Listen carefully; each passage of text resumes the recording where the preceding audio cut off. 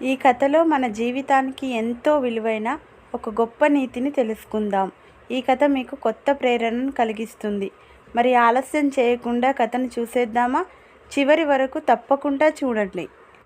రాయవరం అనే ఒక గ్రామంలో రామయ్య, వనజ అనే దంపతులకు విహాన్ అనే ఒక్కగానొక్క కొడుకు ఉండేవాడు.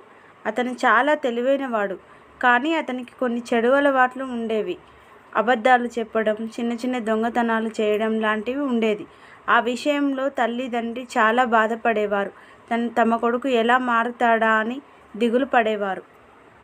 విహాన్ చాలాసార్లు పాఠశాలలో కూడా క్రమశిక్షణగా ఉండేవాడు కాదు. ఈ విషయంలో మాస్టారు హెచ్చరించడం కూడా జరిగింది.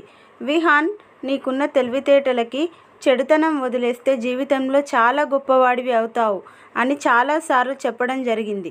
అయినా కూడా విహాన్ వినిపించుకోలేదు. ఒకరోజు ఇంటికి దగ్గరలో ఉండే ఒక అవ్వ ఇంటికి వెళ్ళి అవ్వని మాటల్లో పెట్టి డబ్బుల సంచిని దొంగిలించాడు.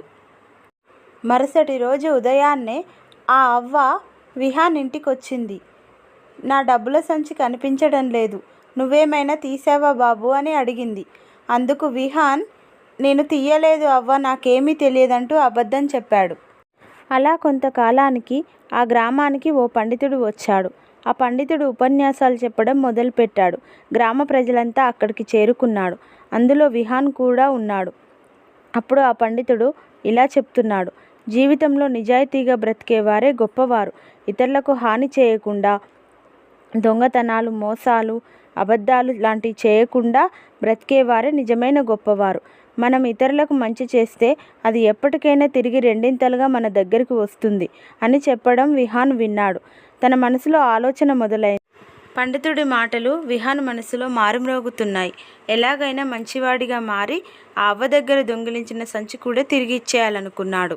మరునాడే అవ్వ దగ్గరికి వెళ్ళి తను దొంగిలించిన సంచిని అవ్వకిచ్చేశాడు. అవ్వ చాలా సంతోషపడింది. తన కొడుకులో వచ్చిన మార్పుకు తల్లిదండ్రి కూడా చాలా సంబరపడ్డారు. అవ్వ విహాన్తో ఇలా అంది: నా డబ్బుల సంచి తిరిగి దొరికింది అనే సంతోషం కంటే నీలో వచ్చిన ఈ మార్పుకే నాకు చాలా గర్వంగా ఉంది నాయనా.